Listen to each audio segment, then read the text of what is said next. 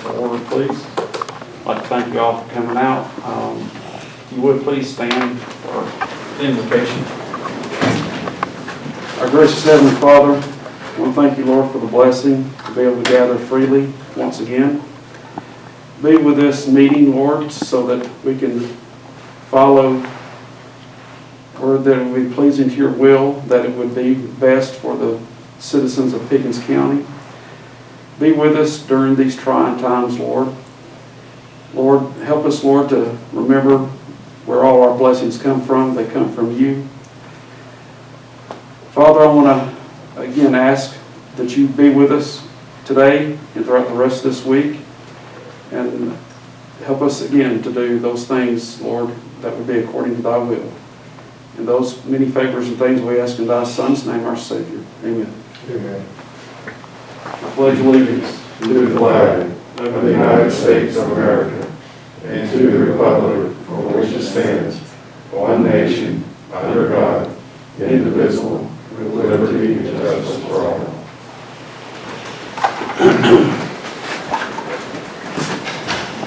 Item 2 is old business. We have,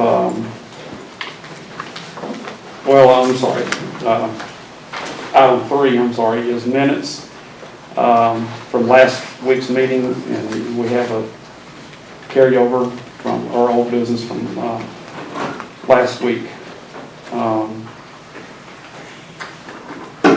So I would like to open up, remind that this hearing is still open, and any questions or comments from the board before we get started? I'd like to make a comment when it's appropriate. Go ahead, please. I would just like to not go over everything, but I'd like to arrange this map according to the terrain. And as you recall, this shows Mr. Robinson's lot, which is the potential purchaser. The original standalone lot of 1.05 acres. The original standalone lot here of 2.2 acres. And those were combined by the previous owner. And this is my residence and my lot of 3.95 acres. But I thought it would help if we looked at it as it lays on the land. As you come up, this is at the intersection, if you go up 136 out of Jasper to the top of Burnt Mountain, you come to an intersection that's not directly across, but if you take a right, you go up Monument Road, and at the end of Monument Road, you have Fort Oglethorpe. If you take a left there, you go up Sunrise Ridge, and you take the first right, which takes you up into Burnt Mountain Ridge Road. And that right that you take at this gate approaches 45 degrees in pitch as you go up. And as you look to the east, you're looking at Mr. Robinson's lot. And so his lot is pitched at places 45-degree angle. And then we have his house, because of that, located right in that corner of his lot. The closest he is to the current property line is 15 feet. And the builder built the house with a full basement in order to take up that slope that exists beyond his house. And so it's this area right here where he's totally located that probably resulted in him reading the wrong pin and placing this propane tank over inside this lot. This lot at its front is only 92 feet wide. So the builder buried the tank? No, sorry. Oh, I'm sorry. The builder built the house with a full basement. Okay. In part, I would assume, because the slope of the lot begins right at when the house was built. I mean, it begins at that. First of all, the house is within 15 feet of the property line between David and myself. And then the house is built on a basement because the slope begins just in from our property line. So his lot is mainly consumed by that 45-degree angle that you come up from the gate. He has a very sloping lot. He has a beautiful view of the rich mountains that are east of LJ because of that, but he has a sloping lot which doesn't give him, it places him right up here in this corner. And I think he read the wrong pin, and that's how the propane tank got over into this lot. The lot that it's on and the lot that we're asking permission to exchange ownership on is 92 feet wide at the base of the road. And you can see it's pie shape, and a lot of the land is on the slope, and it's wider at the base down here on Cove Road. So he's gaining this limited amount of ground, which includes his propane tank and also some level ground for his wife to pursue her landscaping. The gentleman that was on the far left, your far left at the last meeting, I don't believe he's here today. He suggested that I changed my hairdo. he suggested that we restrict this variance to require the purchaser to include that 1.05 acres in his existing 2.02 acres. And the buyer is agreeable to any documents the county wants him to sign. He will agree to the restrictions if they're placed on the variance, that 1.05 acres has to be joined with his 2.0, and it will not be a standalone lot. And so what I would have remaining would be this 2.2 acres. David then would have 3.07 acres. I would be authorized, if it ever sold, for one residence, and he would only be authorized on that 3 acres for one residence. And that's the way it is now, and that's the way it would be after the variance was granted. There'd be no increase in the density in the subdivision. And the only other thing I'd say is that the staff presented or provided the board with answers to those 4 criteria in the event that you went with their recommendation, which was to deny. We have provided answers to those 4 criteria in the event that you would consider approving the variance. Thank you. Don? Yeah, I was going to do that. I meant to do that before we get started. Did you want to speak, David? Douglas had a question.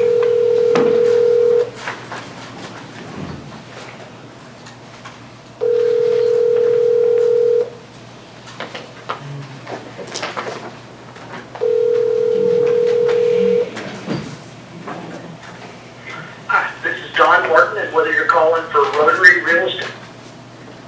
Yeah, got his voice.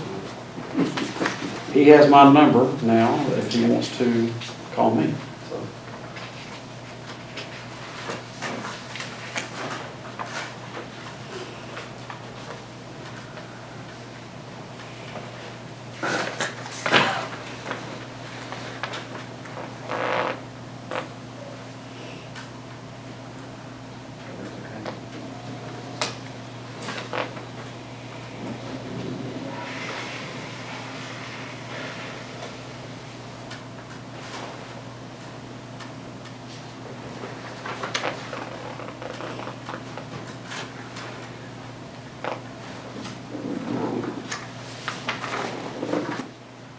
If I might make one other comment.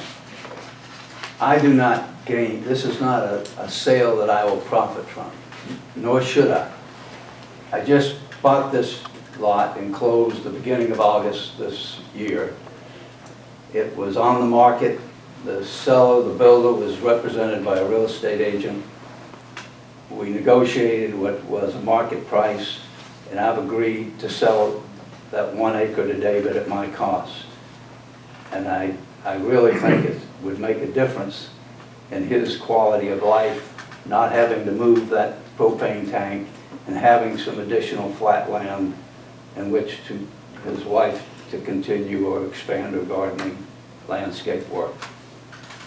And also to give more distance between his residence and the lot that Tom would still own, should something happen way in the future and we sell it.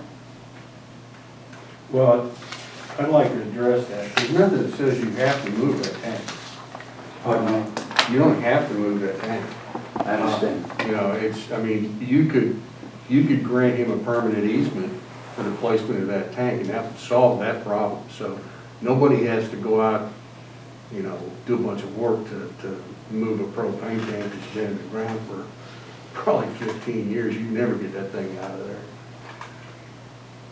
And I don't want to make you move the tank, but I have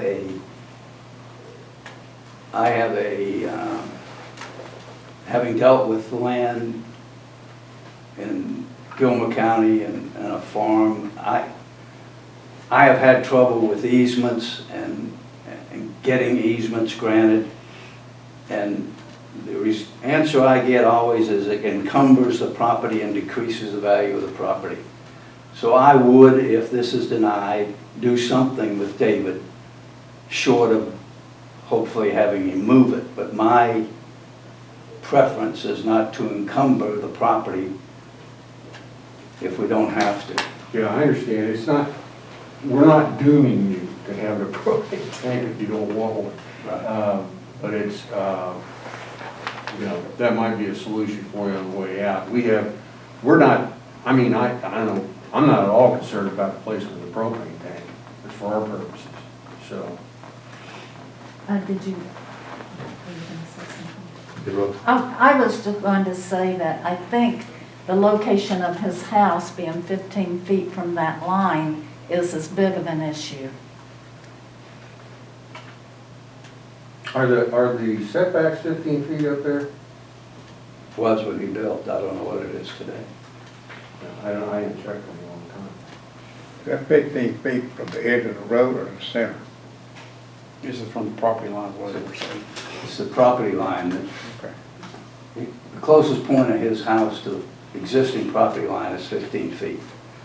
And with the slope of his lot, his limited space is his backyard and his front yard. Although he has 2 acres, that provides the view. So he's got a great view, but no usable land around the house. And that's how the propane tank, I think, got across the line. He didn't mean to do it. He misread the pin, and then the next survey showed it to be inside the adjoining lot.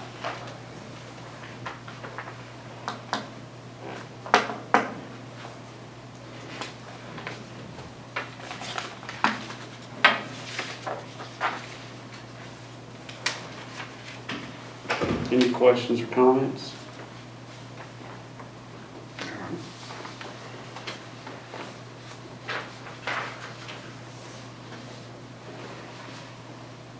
Or motions?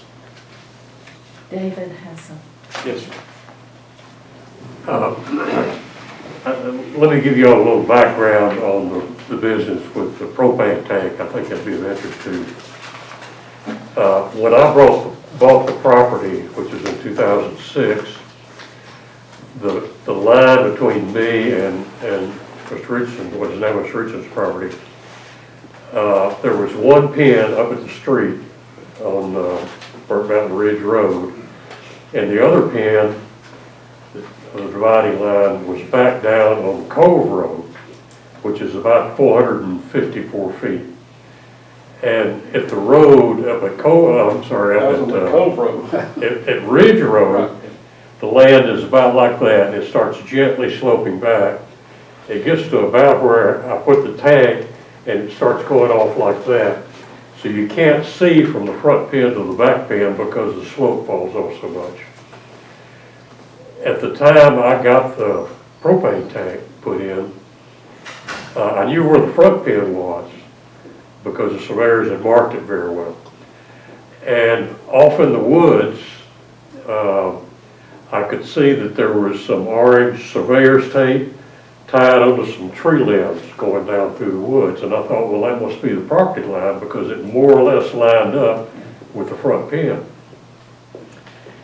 So I put the tank in where I thought I had lots of room. Later on, several years later actually, I decided that I wanted to know exactly where that sideline was because my wife landscapes everything that's on our property, and I wanted her to know where the boundaries were. So I had the same surveyors come in that did the subdivision and had them run between the front pen and the back pen. I had them run, I think it's 3 more pins down through there. So that it was marked and I could see from one pin to the next. And it turned out when they did that lo and behold, the propane tank is completely over the line. It now intrudes the tank itself about 14 feet into the adjoining property. And propane tanks are supposed to stay 10 feet off the property line as well. So actually I'd have to get 24 feet of his property to be able to meet that requirement as well as relieve the intrusion. We had talked about that, and of course 24 feet is not going to give me a lot so far as the level land up in front. I'd only get about 24 feet of it. So that's why I'd really like to have the larger amount. But that is where the intrusion is. And I need at least 24 feet to overcome the intrusion.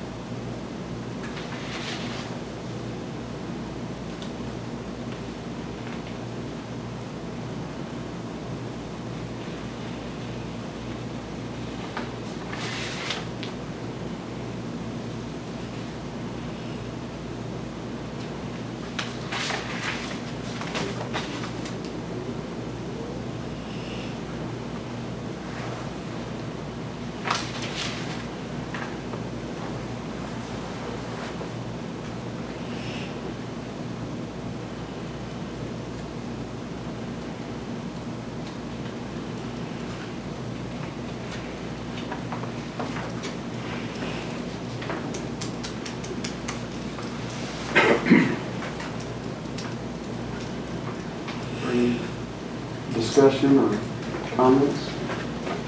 Need more time?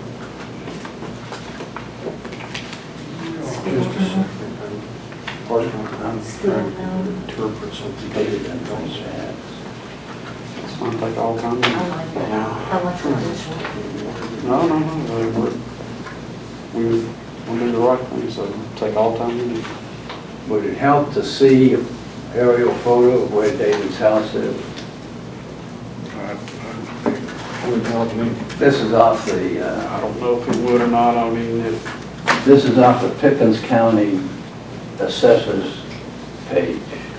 thank you. And David's in the,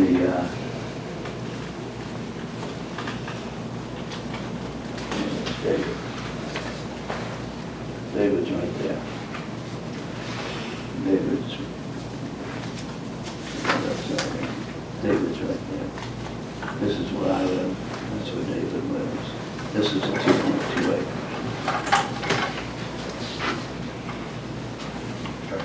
This is where I live, this is where David lives.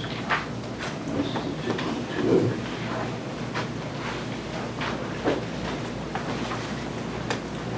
You see this house right here? Yeah, I'm up there. David, may I ask you a question, sir? When did you first realize that the propane tank was on the neighboring property? When I had those additional pins put in along the property line, sideline. And how long ago was that? Approximately, I mean. It was 3 or 4 years ago at least. I tried to find the receipt for it, but I couldn't find it. You post the property owner. At that time, did you know the property owner at that time of the lot next door? I'm sorry, what was that? Did you know the property owner who owned the property at that time? No, it was somebody who did not live up here. And then I found out that the intrusion was there, and soon after that, the gentleman who owned the property passed away, and the property was put up for sale. And I know the person who bought it then, and I went to him and said, you need to know that I'm over your property line. The gentleman was a builder, was a previous owner to Mr. Richardson. Yes. And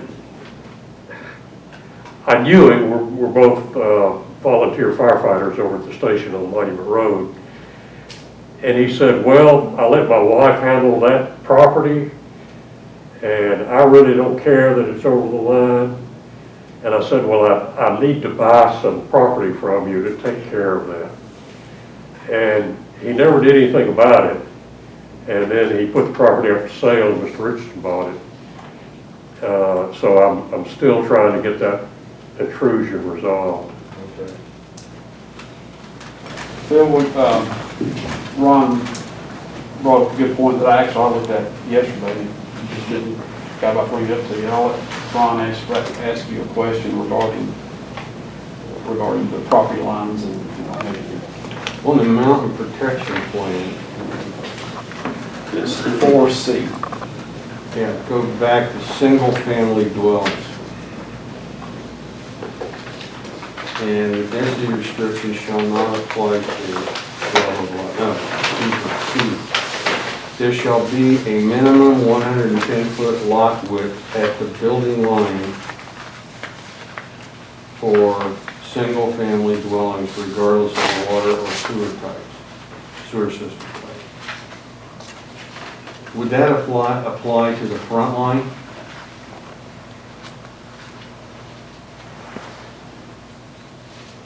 Yes, it would be for right on.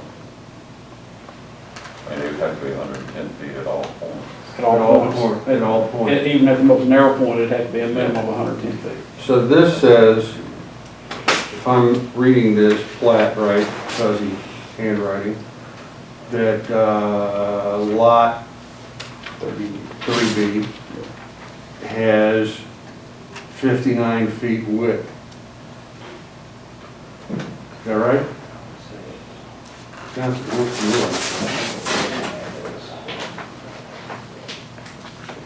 Are we talking about the old 3B or the new 3B? the old three, well, you got it kind of in green over here, the skinny one. Yes, sir, we measured that, and it's 92 feet. Right here. What's it, okay, so that even, Excuse me, 92 feet here. so it's not 102 feet. No, it's not 110 there, But this and one, it's not 110 But it there. has to be 110 at all points, even at the most narrow point. At all points. So if, Decided the width is measured. I'm sorry? I stated something wrong. It's not 110 feet all the way through, it's where the building is. It says 110 foot lot width at the building line. And I assume the building line is the foundation. I believe the Mountain Protection Act in his ordinance grandfathered anything that was existing. So this lot, before it was combined after 2017, was grandfathered and wasn't affected by his ordinance or the Mountain Protection Act. So this builder could have sold this 1.05 acres, and somebody could have built there even though they do not meet current requirements. Right, but I mean, again, it's not, the grandfather doesn't apply now Yeah. because it's. Exactly, So, but he's, we know, he's gonna combine it with the 2.0. right, so we understand that, we're just I'm trying to weigh out all possibilities here. I'm trying to figure out some way to get around this. So I guess my question is, could they get a permit if it was reverted? If it was, what if it was reversed? If you reverted the grandfather, or the combination, and reverse it to the other lot, in the transformation, it reverts until you can get the paperwork changed completely. So if it's a moot point, if they couldn't, what I'm saying is if they couldn't get a building permit for it, it's kind of a moot point. Does that have any effect on what this is all about? And I'm out on a limb about as far as I can get without cutting it off. I don't think it does, but when we talk about, I mean, he's right, the act did not apply to that original lot when it was laid out. Right. And I think we're all on the same Right. page there, it's only that it's combined. And it increased it's been absorbed into the neighboring line, but it lost its ability to stand alone as a 1 acre lot and stand alone with regard to the transfer of it. I think you probably could have got it if it had never been combined. I think you probably could have got the building permit, the same and all the other. Yeah, we talked about that too. Okay. But I'm so, done. since he's adding it to here. He's just saying that doesn't have any effect on it, that just, it's still in play. They're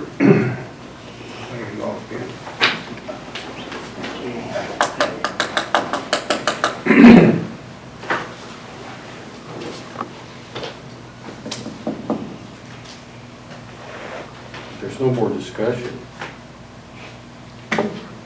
Well, again, it's open for further discussion, or if somebody wants to make a motion in second.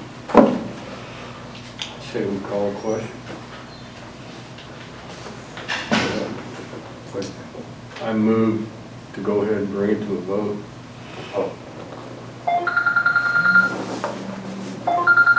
We have a move to vote on this appeal for this variance. Do I hear a second? Second. Have a move and second to vote on the variance request. Is there any discussion? All those in favor of with the county's recommendation not to approve the variance request, please raise your hand. Motion carries unanimously. I apologize, gentlemen. That hearing is closed. Now that the hearing is closed, I would like to, just state, well, I'll just wait till we get into board comments. We have, the next item is old business. We have any old business which we've done. There's no further new business. Also shut through all my agenda. The next item is board comments. I'd just like to say that I understand, sometimes the law, ordinances, whatever, and I'm just stating my own personal opinion, prevents a lot of times from doing what seems logical and maybe even the right thing to do. But sometimes, because when the laws and ordinances are written, it's impossible to foresee any possible situations such as this here. So I can just, But is the appeals board not to take that case that was not considered when the ordinance was written and address it? the way I understand, again, I'm no lawyer. Phil Lander could probably answer this far better than I. We have a certain window to operate in, to be in compliance with the ordinance or the law. And the way it's structured now, it does somewhat limit us. And unfortunately, in this case, it 4 criteria is it what limits actually us. determined. I read we provided information Yeah. on our view of the 4 criteria, Right, should be read. and you didn't agree with them, and No. that's it. And again, I apologize. Again, we have to abide by the law and the ordinance, and whether we want to or not. So But the application of the criterion is subjective, and that's the reason the ordinance comes before the appeals board. And your subjective view of those criteria is negative, and ours is positive, and there is the difference. And that's the way it is. Yeah, please, follow me.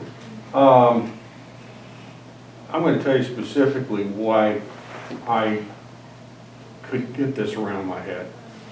Article 3 of the 4 that you were talking about says, I quote, "The authorization of such variance will not be materially detrimental to the public welfare or injurious to property in the vicinity or district in which property is located, and the variance will be in harmony with the general purpose and intent of the provisions of this code." Now, what we would have to do in order to make that happen is go against the code, which opens a barn door of snakes. And if you do it for one person, then you gotta do it for the next, and you gotta do it for the next, theoretically. And while I'll agree that yours is a very, very, very unique situation, and it merited a lot more thought than I originally anticipated it was going to take, we can't just reverse that because it'll just go on forever. So you just totally defeated the purpose of the law. Now, the chances of that happening, somebody could say, would be very, very, very small, and I wouldn't disagree with that. But it's there, and it's real, and that's the rules we have to play by. And I interpreted that as would be in keeping with the lots of the subdivision, because the Mountain Protection Act does not limit the size of the lots. It's the implementation by Pickens County. If you go to Gilmer County, there is no difference in rural subdivisions at 1,000 feet and 2,200 feet.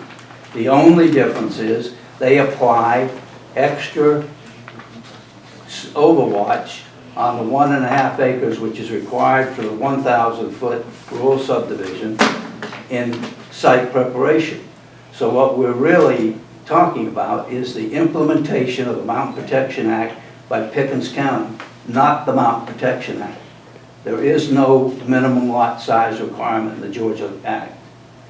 And so I read the paragraph 3 to say, is what we're asking consistent with that subdivision? Right across the street from David's, a house was just finished on a 1 acre lot.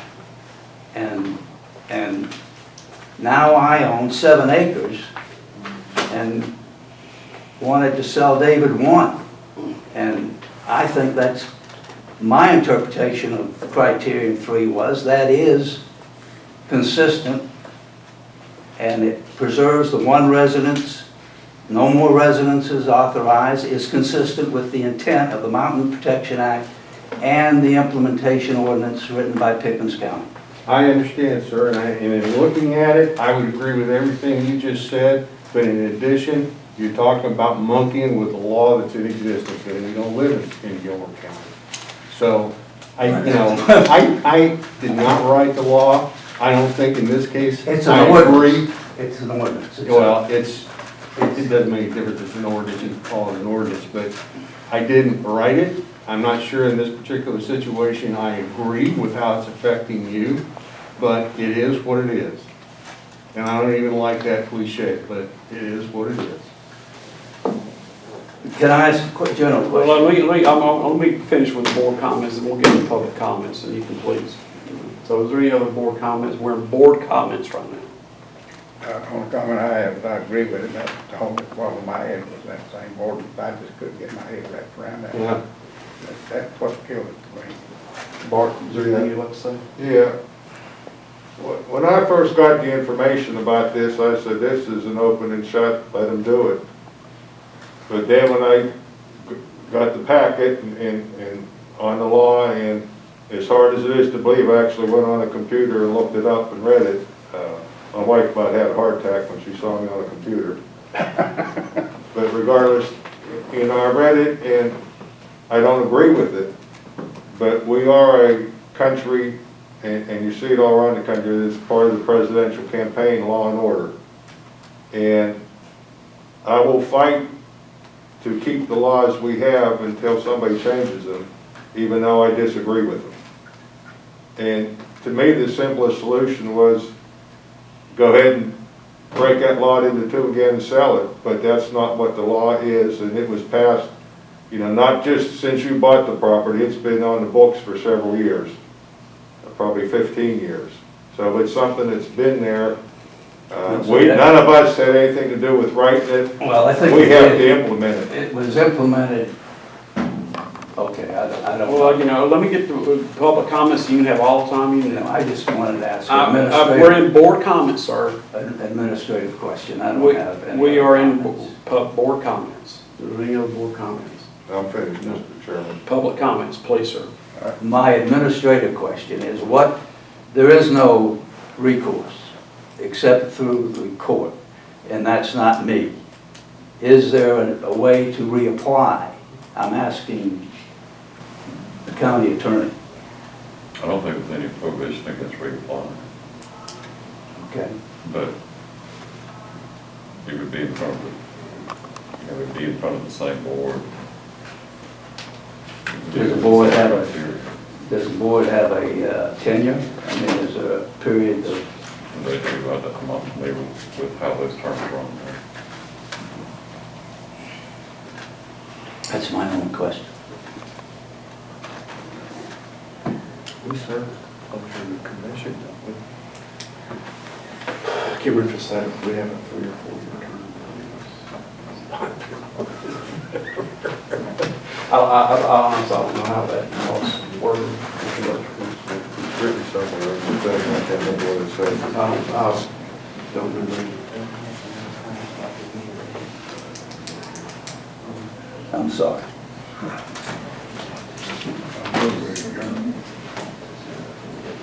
Oh, so any other public comments? Next is to hear a motion to adjourn. Second, moving to second, meeting is adjourned.